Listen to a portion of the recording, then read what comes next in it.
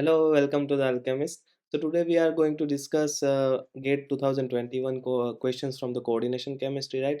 आप अगर रिवीजन कर रहे हो तो कोऑर्डिनेशन केमिस्ट्री अच्छे से रिवीजन करो, वहाँ से आपके हर साल 6 to 8 मार्क्स के क्वेश्चन आ ही जाते हैं और बहुत इजी क्वेश्चन होते हैं, तो आप इजीली सॉल्व कर पाओगे। ठीक है, तो चलो हम प्रीवियस ईयर के जो भी क्वेश्चन है वो देख लेते हैं। तो your first question is for the delta octahedral जो है वो आपको फाइंड आउट करना है। डेल्टा ऑक्टाहेड्रल जो है वो आपको फाइंड आउट करना है और यहाँ पे आपके पास सिर्फ 3 कॉन्सेप्ट है जो आपको आते हैं, तो आप इजीली ये क्वेश्चन सॉल्व कर पाओगे। First is your charge on your central metal atom. तो charge on your central metal atom positively charged अगर इंक्रीज होता जाएगा तो वहाँ पे डेल्टा ऑक्टाहेड्रल जो है वो इंक्रीज होती जाएगी। तो यहाँ पे हमारा फर्स्ट कॉन्सेप्ट अगर हम लगाएंगे तो हर एक में आपके सेंट्रल मेटल एटम के ऊपर +3 चार्ज ही आ रहा है, तो वो कॉन्सेप्ट आप यहाँ पे नहीं लगा सकते क्योंकि हर एक में आप देख लोगे तो यहाँ पे भी आपका जो है क्रोमियम +3 चार्ज में आ रहा है, यहाँ पे भी क्रोमियम +3 में है और यहाँ पे भी क्रोमियम +3 में ही है।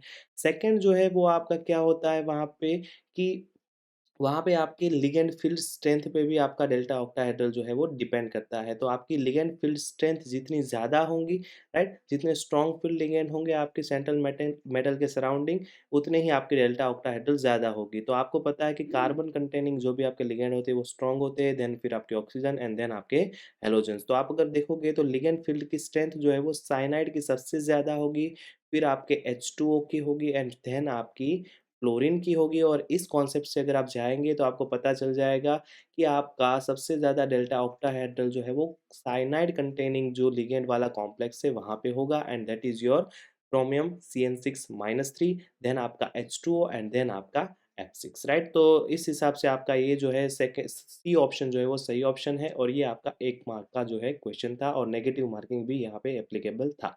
ठीक है? ओके, तो नेक्स्ट क्वेश्चन क्या है कि spin on the magnetic momentum आपको फाइंड करना है। कोबाल्ट H2O 6 टाइम +2 कॉम्प्लेक्स आपको दे दिया है। तो मैग्नेटिक मोमेंटम फाइंड आउट करने के लिए आपके पास क्या फॉर्मूला है? Mu is equal to √n+2, right? बहुत इजी फॉर्मूला है, बोहर मैग्नेटॉन, राइट? अगर ये भी आपको पता नहीं है तो आपने अगर अच्छे से रिवीजन किया है तो हर एक वैल्यू आपको याद रह गए होंगे कि आपके अनपेयर्ड इलेक्ट्रॉन के हिसाब से आपकी मैग्नेटिक मोमेंटम क्या होगी। तो एन क्या होते हैं यहाँ पे आपके अनपेयर्ड इलेक्ट्रॉन। तो वो आप कैसे निकालेंगे? तो आपको उसके लिए पता होना चाहिए कि आपका जो कॉम्प्लेक्स है वहाँ पे आपके सेंट्रल मेटल एटम पे कौन सा चार्ज है। तो यहाँ पे आपका कोबाल्ट +2 ऑक्सीडेशन स्टेट में है और +2 ऑक्सीडेशन स्टेट में क्यों है? क्योंकि ये आपका क्या है, न्यूट्रल लिगैंड है।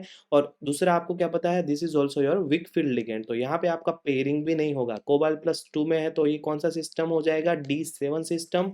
और वीक फील्ड लिगैंड है, इसका मतलब क्या हो जाएगा, आपकी डी ऑर्बिटल में पेयरिंग नहीं होगा क्योंकि यहाँ पे आपका H2O क्या है, that is the weak field ligand. तो कितने इलेक्ट्रॉन है? 1 2 3 4 5 6 एंड 7। तो यहाँ पे आप देख सकते हो कि आपके पास n इज इक्वल टू क्या आ गया, n is equal to 3। And if n is equal to 3 value यहाँ पे आप पुट अप कर दोगे तो वहाँ पे आपका फाइनल आंसर जो है वो 3.87 अराउंड आएगा। और आपको यहाँ पे क्या बोला है कि round off to the 1 decimal point, मतलब आपको ये पॉइंट के बाद आपके एक वैल्यू तक आपको वहाँ पे राउंड ऑफ करना है। अगर आप राउंड ऑफ करते हो तो आपका 3.9 जो है करेक्ट आंसर आएगा, विच इज बिटवीन 3.8 टू 4। तो 3.8 टू 4 के बिटवीन जो भी आंसर आपने दिया है वो आपका सही आंसर होगा, बट आपको राउंड ऑफ करना है पॉइंट से 1 डेसिमल तक। ठीक है, फिर आपका नेक्स्ट क्वेश्चन जो है ये भी बहुत इजी था। यहाँ पे क्या था, the yellow colour of an aqueous solution of the K2CrO4 changes to the red orange upon the acid addition of few drops of the HCl, right? तो HCl ऐड करने के बाद आपका जो येलोइश K2CrO4 जो था वो रेड कलर कॉम्प्लेक्स में कन्वर्ट हो रहा है। तो आपका ये जो रेड कलर कॉम्प्लेक्स में कन्वर्जन हुआ, वो कॉम्प्लेक्स जो है उसमें आपका क्रोमियम जो है वो क्रोमेट में है या डाइक्रोमेट में, ये पूछा है। वहाँ पे आपका ऑक्सीडेशन स्टेट कहाँ से कहाँ चेंज हुआ ये आपको पूछा है। और यहाँ पे कलर जो है वो किस टाइप के ट्रांसफर से आ रहा है, ये 3 चीज़ें जो है वो आपको पता होनी चाहिए। तो बहुत ईज़ी क्वेश्चन था कि आपका क्रोमेट जो है यहाँ पे आपके K2CrO4 जो है यहाँ पे आपका CrO4-2 में जो है, this is in your chromate form, right? और जब भी आप इसका ऑक्सीडेशन करोगे it is converted into the Cr2O7-2, तो दिस इज योर डाइक्रोमेट। तो ये आपका जो है येलोइश जो है वो कन्वर्ट हो रहा है रेड कलर के कॉम्प्लेक्स में। यहाँ पे आपका कन्वर्जन क्या हो रहा है, क्रोमेट टू डाइक्रोमेट कन्वर्जन हो रहा है। और ऑक्सीडेशन स्टेट अगर आपको निकालनी है तो यहाँ पे आप इजीली निकाल सकते हो। यहाँ पे आपका क्या हो जाएगा, X -8 इज इक्वल टू -2, तो finally x is equal to -2 plus 8 which is equal to 6। तो यहाँ पे भी आपका +6 ऑक्सीडेशन स्टेट निकल गया आपके क्रोमेट में, और डाइक्रोमेट में अगर आप निकालोगे तो क्या हो जाएगा 2x minus 7 into two -14 which is equal to -2।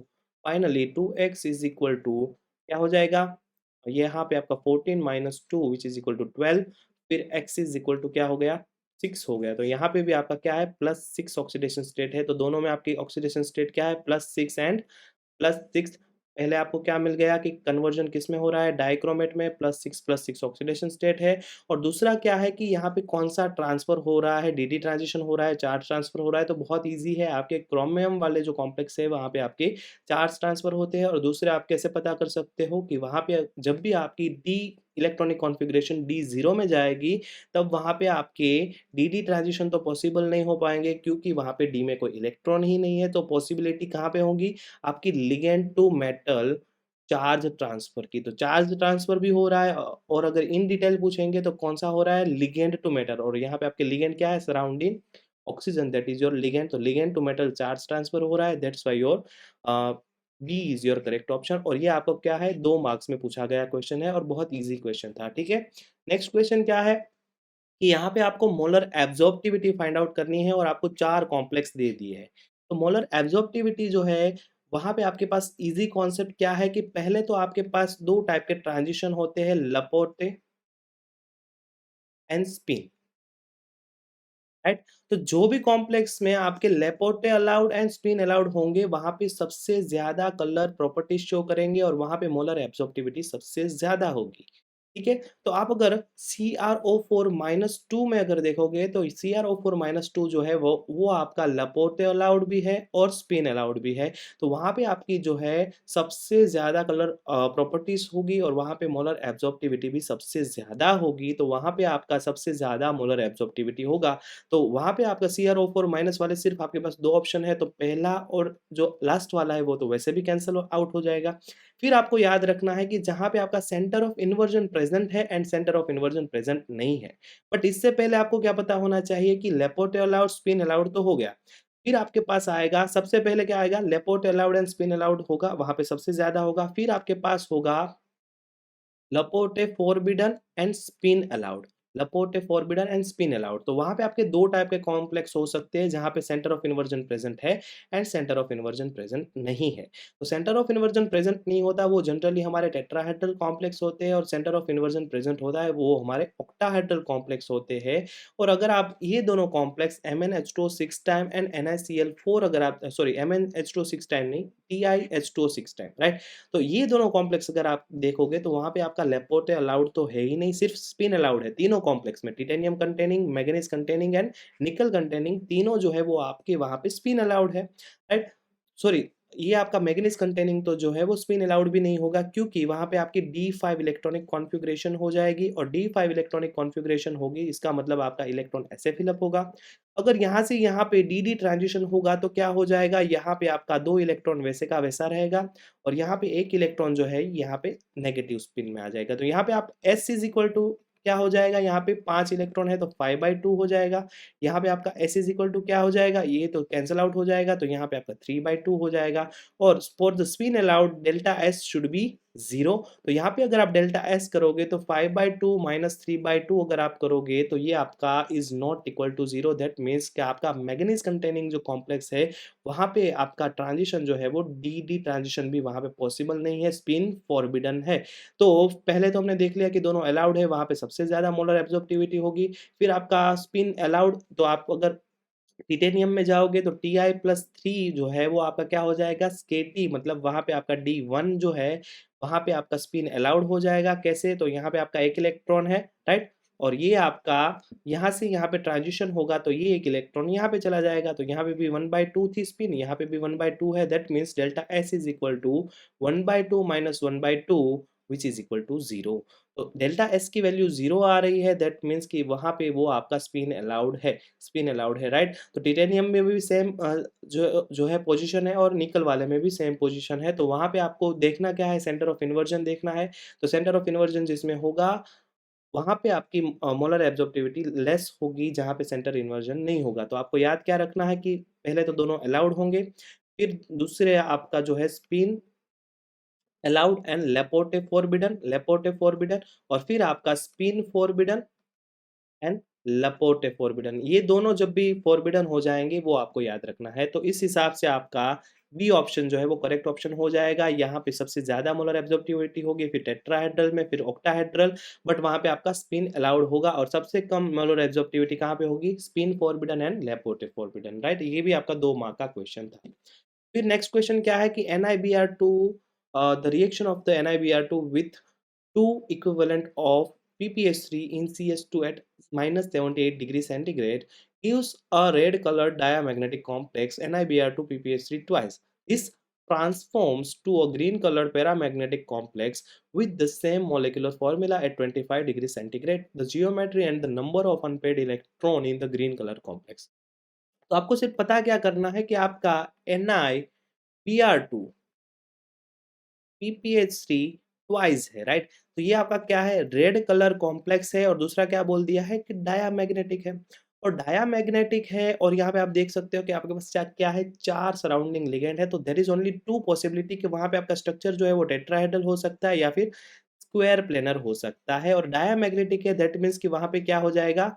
Pairing हो जाएगा, राइट। वहाँ पे आपके इलेक्ट्रॉन्स जो है वो पेयर हो जाएँगे। और पेयरिंग कब होंगे? कि वो आपका DsP2 हाइब्रिडाइजेशन में होगा। और DsP2 हाइब्रिडाइजेशन दैट मीन्स कि वहाँ पे आपका कॉम्प्लेक्स जो है वो स्क्वायर प्लेनर में होगा। तो वहाँ पे आपका जो पहला कॉम्प्लेक्स है एट -78 डिग्री सेल्सियस, वो आपका क्या है? स्क्वायर प्लेनर कॉम्प्लेक्स है, राइट। फिर आप रिएक्शन करोगे तो वो आपका एट 25 डिग्री सेंटीग्रेड आपको वही सेम कॉम्प्लेक्स जो है NiBr2 PPH3 ट्वाइस ही मिल रहा है, बट उसका कलर जो है वो ग्रीन कलर हो जा रहा है, राइट। और वो आपका कन्वर्ट हो रहा है पैरामैग्नेटिक में। पैरामैग्नेटिक मतलब वहां पे अनपेयर्ड इलेक्ट्रॉन होंगे, राइट। तो आपको वहां पे पता क्या करना है कि वहां पे जियोमेट्री क्या होगा और अनपेयर्ड इलेक्ट्रॉन क्या होंगे। तो आप इजीली देख सकते हो कि ये पैरामैग्नेटिक तभी हो सकता है जब वो क्या होगा?